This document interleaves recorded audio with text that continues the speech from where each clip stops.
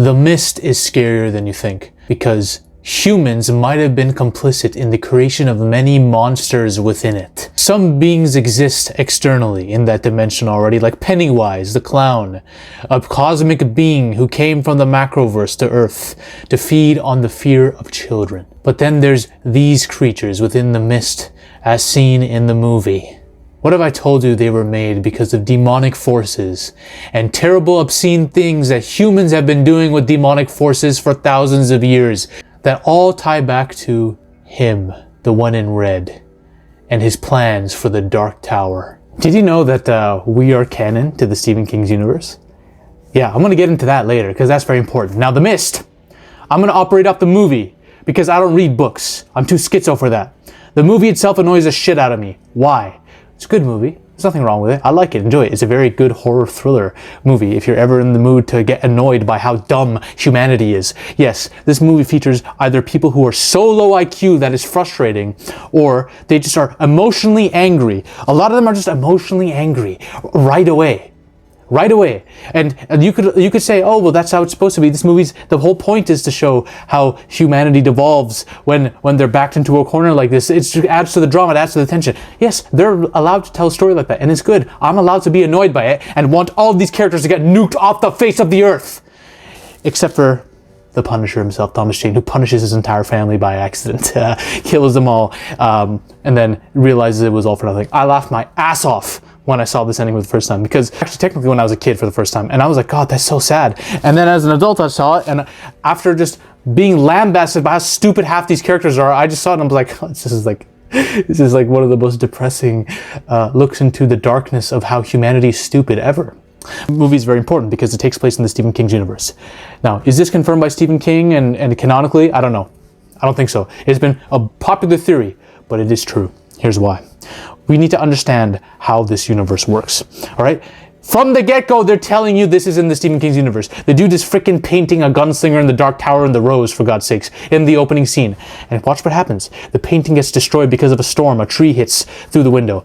Right before the mist comes. If that's not a calling by the Red King, the Crimson King himself, as an Easter egg, that this takes place in Stephen King's universe, I don't know what the hell is, guys.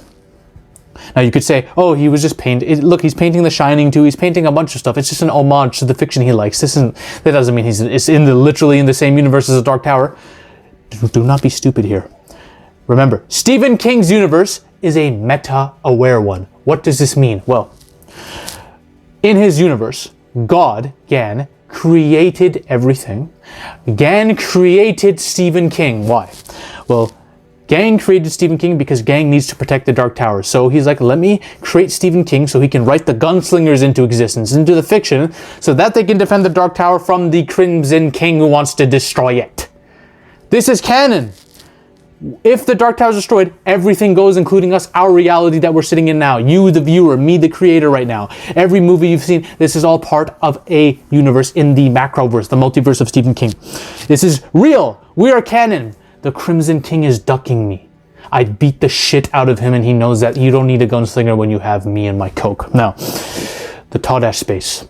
What is the mist? Where did the monsters come from? What is the mist dimension that they came from?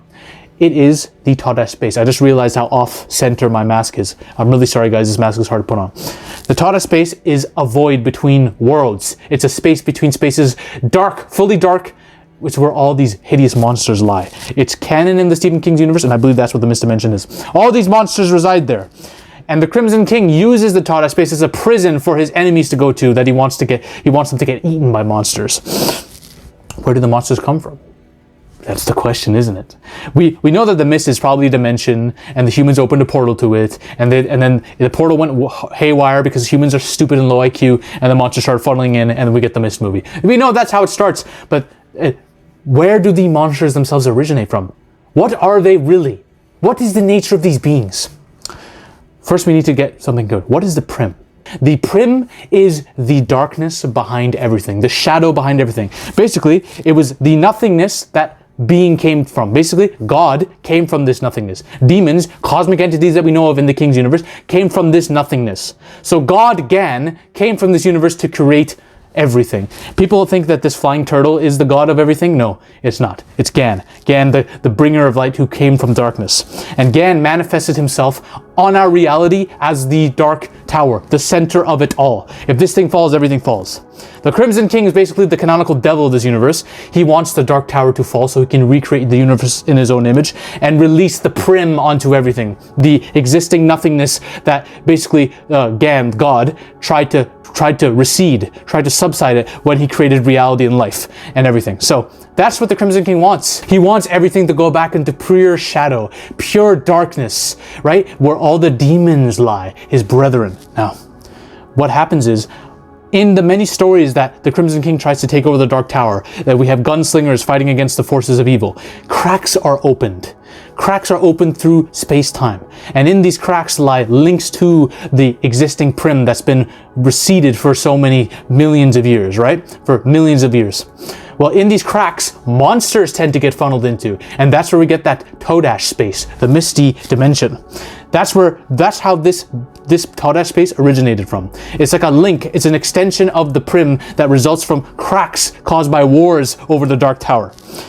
Now, the theory behind what the fuck the mist monsters actually are, those spider things, those behemoths, those tentacle things, what are they really? You need to understand, the prim, there are demons there, like I said.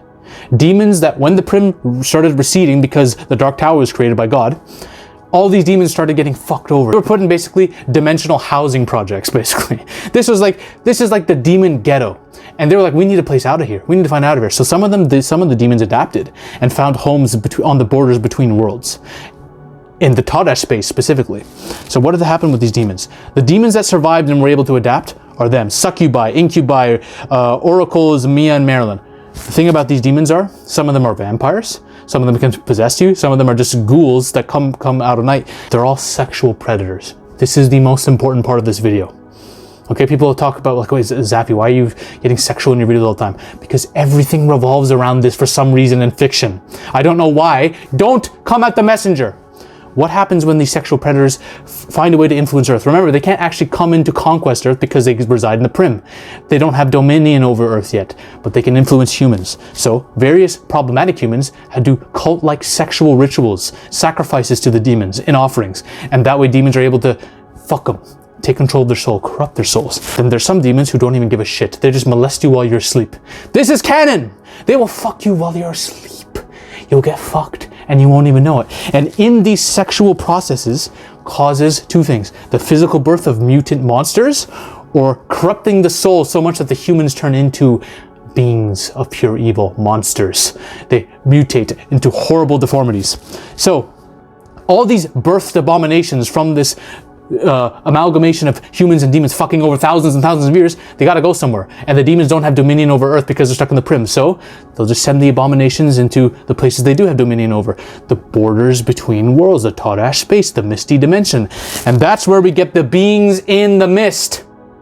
The behemoth, that's right, the tentacle creature, they were all born from us fucking demons or getting fucked by demons over the years. That's where they came from, folks.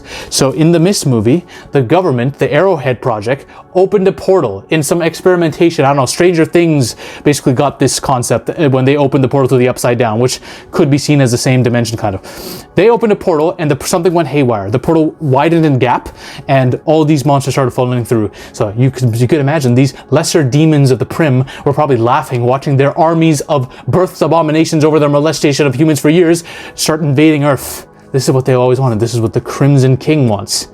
The Crimson King wants basically the Mist to be the whole universe while he rules over it when the Dark Tower falls. So some could say, okay, so this lends the way for many things to happen, right? Because we're all technically part of this universe.